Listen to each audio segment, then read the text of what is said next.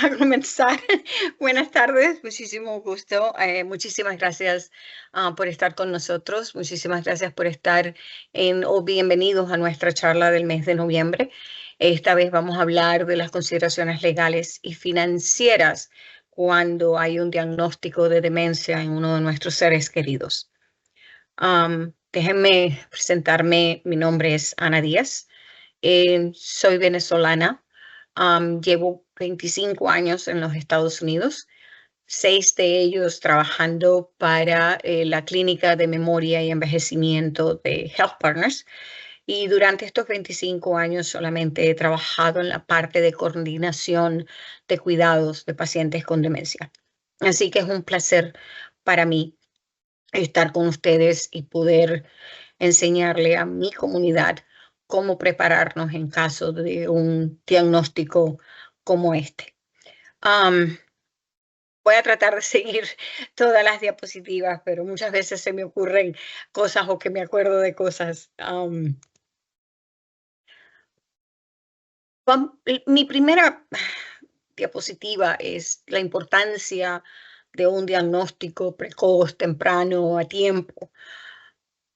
¿Y por qué? Porque en realidad nos sirve para prepararnos legalmente, para prepararnos médicamente, para prepararnos financieramente. Hay una de las cosas que yo siempre digo, lo digo en inglés, what if, pero también en español, por si acaso. Por si acaso algo pasa, ya tenemos un plan B. Y este plan B en realidad significa prepararnos legalmente sobre todo. La capacidad de una persona que ha sido diagnosticada con demencia depende de su capacidad para tomar decisiones informadas por sí mismo, sin ayuda. En general, una persona con demencia conserva su capacidad legal mientras pueda comprender el significado de la importancia de esos documentos legales que tiene que firmar. Y esto lo digo despacio porque ahí es donde está la importancia de prepararnos, de hacerlo con tiempo, de no esperar hasta el último momento, porque muchas veces uno nunca sabe cuál es ese tiempo que tienes para que esa persona pierda la capacidad. Y vamos a hablar de lo que es la capacidad y cómo averiguamos, cómo diagnosticar esa capacidad o cómo encontrar cuál es la capacidad. Sin embargo, a medida que la demencia avanza, y todos los tipos de demencia en general, esa persona con demencia va a terminar incapaz de tomar decisiones de salud legales o de cualquier tipo por su propia cuenta. Entonces, es allí en donde nuestros esfuerzos de prepararnos con anticipación, con anterioridad, van a dar sus frutos.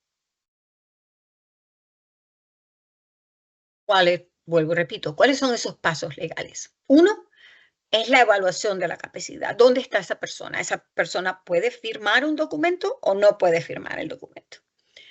¿Y cuáles son esos documentos que esa persona tiene que firmar? Y voy a hacer una aclaratoria aquí. Yo espero que esos documentos, normalmente nombramos una persona encargada, y lo voy a mencionar en cada uno de ellos, pero espero que haya una segunda persona encargada.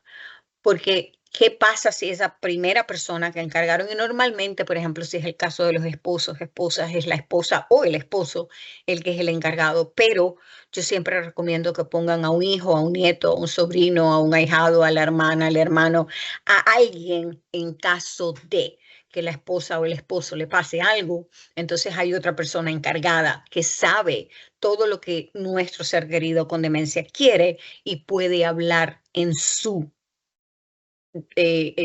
entendimiento. Dos documentos que tienen que ser firmados. Uno es el poder legal notariado. Y este poder legal sencillamente es la parte financiera. nos sirve para los bancos, para los seguros médicos, para Medicare, para la organización de veteranos o el hospital de veteranos, para el Social Security o para el Seguro Social, para esa parte, la parte financiera. Y luego el otro poder, que también es un poder y puede ser un poder médico, o también lo conocen como directivos de salud. Ese es en la parte nuestra, en la parte médica, en la cual denominamos a alguien o varias personas, pero que puedan hablar por él y puedan hablar en muchos sentidos. Y vamos a hablar de eso. Esto lo puse porque muchas veces confunde a la gente. ¿Es incapaz o tiene incompetencia o es incompetente? Y históricamente este término o estos términos son utilizados indistintamente o al mismo tiempo o uno u otro, pero la incapacidad y hasta hoy en día normalmente es un término más clínico. Normalmente el médico dice, esta persona es incapaz de o está incapacitada para manejar, para tomar decisiones médicas, para manejar sus finanzas.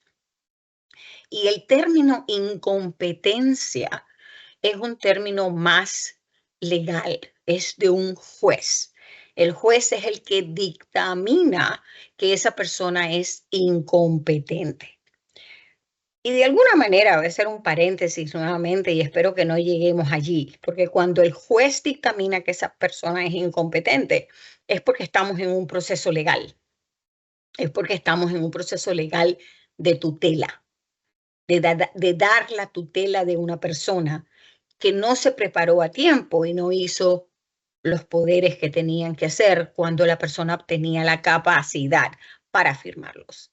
Entonces, nuevamente, últimamente, estos términos ahora se llama incapacidad clínica o incapacidad legal, pero en general se pueden utilizar indistintamente uno y otro.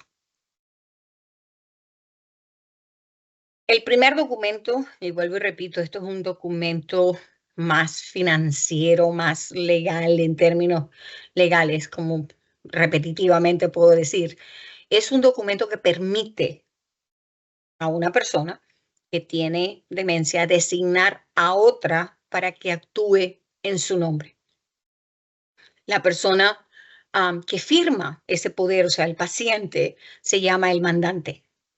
Yo mando que mi hijo, mi hija, mi esposo, mi esposa pueden representarme y son mis apoderados y ellos pueden tomar decisiones. Entonces, eso se llaman los agentes o apoderados. Hay muchos tipos de poderes. Hay poderes cortos que te pueden dar sencillamente un poder solamente o específicamente para vender una casa o una propiedad o para actuar en el banco porque la persona está de viaje y tiene que hacer cierto tipo de transacciones en el banco. Pero el poder del que yo hablo en circunstancias de una enfermedad degenerativa sin cura como es la demencia, lo llamamos un poder legal duradero. ¿Y por qué es duradero? Todo poder, cuando no es duradero, muere cuando la persona es nombrada incapacitada y todo poder, inclusive hasta el duradero, muere con la persona. Y después que la persona muere, entonces viene el testamento, la herencia, etcétera, etcétera. Pero el poder por sí mismo muere con la persona. Pero cuando el poder es duradero, cuando la persona está incapacitada, entonces ese agente o apoderado puede comenzar a actuar en el nombre de la persona a la cual está representando. Muchas agencias, o sobre todo los bancos, lo he visto, que piden una carta del médico en donde diga que esa persona está incapacitada para hacer sus finanzas y que su esposa, esposo, hijo o su apoderado puede actuar en su nombre. Esos casos los he visto. Pero ese poder no lo tienen que llevar a las clínicas. Eso es un documento que ustedes conservan en su casa y esto es un documento notariado. Este documento tiene que ser notariado. No es válido si no está notariado. Entonces, mucha gente pregunta, ¿puedo o tengo que contratar un abogado? Siempre es recomendable, porque no solamente el abogado va a redactar el documento basado en lo que le convenga a la familia, dependiendo de los bienes, finanzas, etcétera, pero también en ese momento ellos mismos lo notarían y lo validan y lo ponen a funcionar. Entonces, vuelvo y repito, pero esto es un documento legal financiero. ¿Y por qué digo que cuando la persona está incapacitada o cómo actuar en su nombre? Toda persona con Alzheimer's, inclusive los seres mayores o las personas mayores, mejor dicho, perdón, son víctimas de abuso y muchos de nosotros también inclusive nos han tratado o se han metido en nuestras cuentas bancarias y son víctimas de abuso financiero por estafa, personas sin escrúpulo, personas deshonestas. Y no solamente tienen que ser desconocidos, sino que pueden ser amigos o mismos miembros de la familia. Entonces, con estos documentos legales, lo que estamos haciendo no solamente es preparándonos para el futuro, sino protegiendo las finanzas o los esfuerzos que han hecho durante toda la vida estas personas. Estos abusos pueden ser a través del correo, a través del teléfono, electrónicamente, y entonces podemos utilizar nuestros poderes para ir al banco y decir, mira, no hay ninguna transacción en la cual yo no diga que sí. Porque muchas veces nuestros seres queridos con Alzheimer los llaman y entonces dan sus números de seguro social, dan sus números de cuenta, hacen pagos con las tarjetas de crédito y les vacían las cuentas. Entonces, no solamente estamos hablando de prepararnos legalmente para poder actuar cuando se necesite, estamos hablando de proteger a nuestro ser querido en estas circunstancias de las cuales ellos a lo mejor no pueden hacerlo o no van a poder hacerlo. Las estafas pueden ser diferentes de manera robo de identidad, ofertas de hacerse rico, llamadas telefónicas. A lo mejor algunos de ustedes han recibido una llamada de los taxes, los cuales ellos nunca llaman, siempre te mandan una carta. Pero yo puedo decirles cómo se siente, es increíble porque a mí me hicieron la llamada y es un tono de voz amenazador, acusador, te dicen que te van a meter a la cárcel. Entonces las personas se sienten asustadas y dicen, si no hago esto, me van a llevar a la cárcel, me van a quitar mi pasaporte, te dicen que te van a mandar la policía. Entonces, pueden ustedes hacer, hay muchas maneras de prevenir llamadas, hay muchas maneras de prevenir que venga correo pidiendo donaciones. Lamentablemente no lo puse, pero cuando tengan las preguntas, o si hacen preguntas, por favor, o si nos hacen preguntas, y por favor, siéntanse libres de llamarme. El número de teléfono de la oficina es 651-495-6785 y háganme las preguntas y con muchísimo gusto yo le mando todos los documentos que necesiten, inclusive los documentos legales que necesitan para hacer o para prepararse. Hay el segundo documento, es el poder legal médico, o mejor conocido como directivos de salud. Y este documento nos permite a la gente tomar decisiones de tratamientos médicos. Pero yo creo que va mucho más allá. Este documento tiene que ser escaneado en tu servicio de salud o por tu médico primario para que ellos sepan con quién pueden hablar. Muchas veces tenemos que llamar para pedir medicinas que se nos están acabando, pues tenemos que llamar para hacer una cita o tenemos que llamar para cancelar una cita o tenemos que llamar para sencillamente pedir un récord médico que necesitamos porque estamos haciendo cualquier otro trámite. Y entonces te dicen quién eres tú y buscan en los récords si pueden o no pueden hablar contigo. Entonces, esto no es solamente, y de verdad lo digo de todo corazón, esto no es solamente prepararse con una persona con demencia, esto es bueno hacerlo para todos nosotros. Poner a alguien que pueda hablar por ti en caso de que algo pase.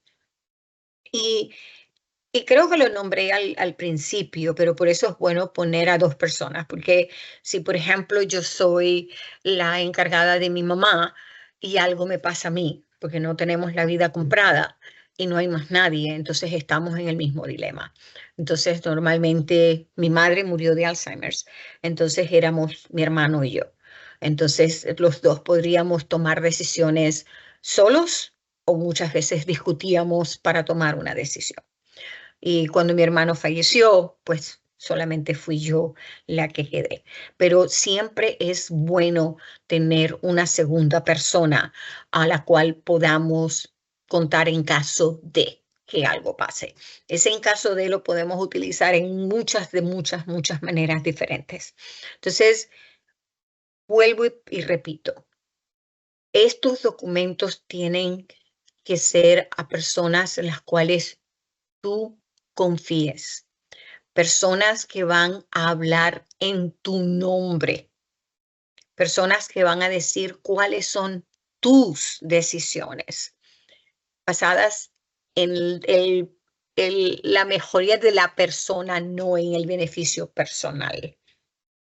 Podría dar un ejemplo. A lo mejor yo decido que lo desentuben porque si lo desentuban se muere más rápido y yo cobro la herencia. Pero ¿es eso lo que la persona decidía? ¿Eso es lo que la persona quería? Entonces, la parte de confianza es muy importante en estos casos. ¿Quién va a ser la mejor voz que tú vas a tener para que transmita tus deseos? Porque son todo apoderado, todo encargado de un poder legal. Es sencillamente el transmisor de la voz de los deseos de la persona que se lo dio. No hay otro sinónimo para eso. Yo creo que esto es repetitivo, pero lo voy a decir, la directora, las directivos de salud para el cuidado de la salud del poder médico es una herramienta de planificación. Nos ayuda a planificar, nos ayuda a identificar quiénes quieren que tomen la decisión en tu nombre. Si nosotros no podemos hacerlo, e indicar por escrito, porque esto es un documento legal, cuáles son tus preferencias, tus deseos en cuanto al cuidado de tu salud en unas etapas terminales. Y una copia de esto pasa a tu médico primario. O sea, esto es un documento que está en tus récords médicos. Esto es un documento que queda, al cual podrías cambiar si se cambia de opinión. Todo un documento puede ser cambiado si decides cambiar de opinión, pero tienes que mandar la copia nueva con el cambio que estás haciendo. Hay otro documento, no necesariamente todo el mundo lo llena, pero es recomendable. Y por sus siglas en inglés, es POST, son las órdenes médicas para el tratamiento de soporte vital. Esto es en realidad cuando uno decide qué es lo que quieres si tú estás en cama y no puedes hablar. ¿Quieres ser entubado? ¿Quieres que te resuciten? Que son la resucitación cardiopulmonar cuando te dan masajes en el pecho. ¿Quieres que te pongan tratamiento endovenoso? ¿Quieres que te pongan un tubo para alimentarte? ¿Qué es lo que quieres que hagan contigo? O si no tienes un pronóstico de cura o que vas a quedar más o menos independiente quieres que te desconecten o no quieres que te conecten. Y esto es un documento médico. Esto es un documento que se hace con el médico presente en general. Muchos médicos no lo hacen si no están ellos presentes durante una visita. Lo que yo sí hago, por ejemplo, es que les imprimo el documento y se los mando por correo para que tú lo leas, para que tú tengas la habilidad de verlo, de saber cuáles son las preguntas que te hacen y a lo mejor inclusive escribir preguntas, cuáles son tus preguntas basadas en ese documento a tu médico antes de firmarlo. Luego tu médico lo firma y eso es un documento que se queda en la clínica. Te pueden dar una copia, pero eso es un documento que pasa también a tus récords médicos y este es el documento que utilizan los médicos en las emergencias de los hospitales. Porque eso es lo que lo dicen y, por ejemplo, si tú llamas al 911, los paramédicos van a ver esto o no quieren que lo resucite o quieren que lo resucite, quieren que lo entuben o no quieren que lo entuben. O sea, esto es un documento muy, pero muy importante que yo siempre recomiendo que lo completen. Pero también, y de alguna manera es repetitivo, esto ayuda a las enfermeras a honrar los deseos de este paciente, que de verdad que es lo que quiere. Y este médico que está contigo, me imagino que tiene que ser un médico licenciado en este país para que lo pueda firmar. ¿Ok? Entonces, yo espero que esto quede claro. Son 3 documentos en total: el poder legal duradero notarizado, los directivos de salud o poder médico y el POST por su sistema, por sus letras en inglés, por sus siglas en inglés, que es no más que cuáles son tus deseos en caso de que no puedas hablar. Tenemos que de verdad asegurarnos que, sobre todo las partes médicas, las legales, las clínicas no piden un poder legal financiero. Nosotros queremos es los poderes o los directivos médicos. Eso es lo que nos interesan, porque en ese caso sabemos que podemos, con quién podemos o con quién no podemos hablar.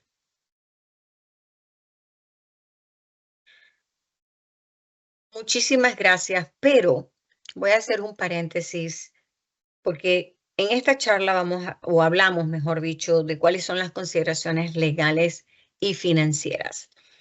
Cuando hay un diagnóstico de demencia, es un proceso costoso, porque ese paciente pierde muchas de las capacidades y tenemos que cuidarlo.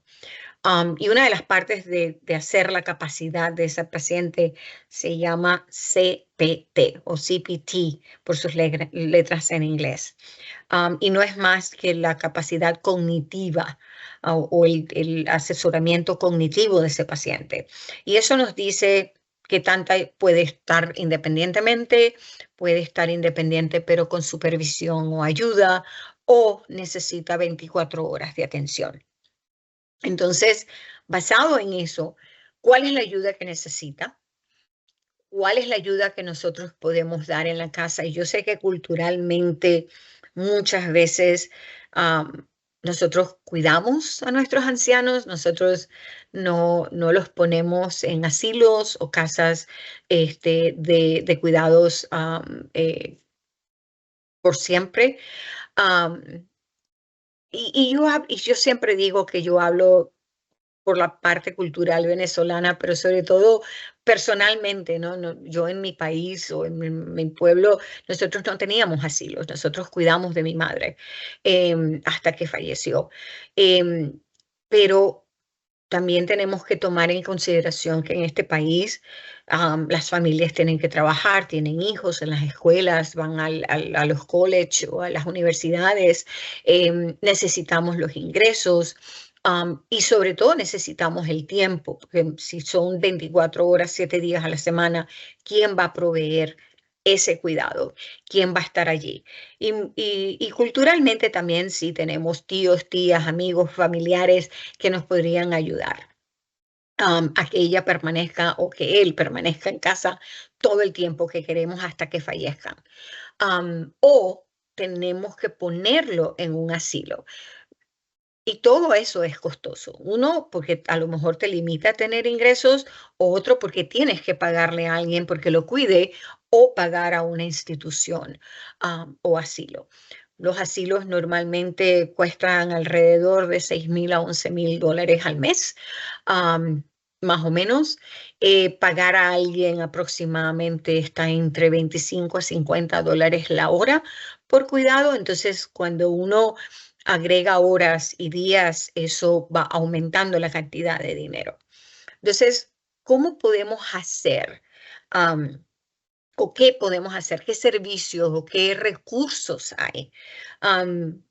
Y tengo que mencionar, porque últimamente el tema legal, no solamente legal, sino de estatus legal migratorio, la persona tiene que ser ciudadana para poder aplicar a ciertos beneficios de los estados en donde vivan, no solamente Minnesota, de cualquier estado. Y entonces aplicas a lo que llaman Medicaid y el estado te da, cuando te lo acepta, ellos pueden pagar por alguien que lo cuide en la casa, si decidas que están en la casa, inclusive pueden contratar a los familiares para que los cuiden, los propios hijos o no los esposos o esposas, pero los propios hijos pueden ser contratados para cuidar a los padres, o pueden pagar por el asilo cuando decides ponerlo en un asilo. Pero para esto, inclusive esos documentos de los cuales hablé, porque el Estado no va a hablar contigo si no tienes un documento legal que pruebe que tú puedes hablar por él o por ella. Y también requieren el poder financiero porque ellos van a pedir que tú enseñes todo lo que tú tienes en el banco. Entonces, vuelvo y repito, esto es cuidarnos, prepararnos, pero no solamente por el hecho de prepararnos, sino para proteger a nuestros seres queridos y que reciban el cuidado que necesitan y que se merecen. Nuevamente, muchísimas gracias por su atención. Espero que hayas hecho o haya sido de provecho. Espero que tengan preguntas y que me manden preguntas o que me llamen. Y de verdad sería un placer comunicarme contigo o con ustedes y ayudarlos a obtener todos los documentos necesarios y ponerlos en las manos correctas, porque hay organizaciones que ayudan a nosotros prepararnos para esto. Muchísimas gracias, que tengan buen día.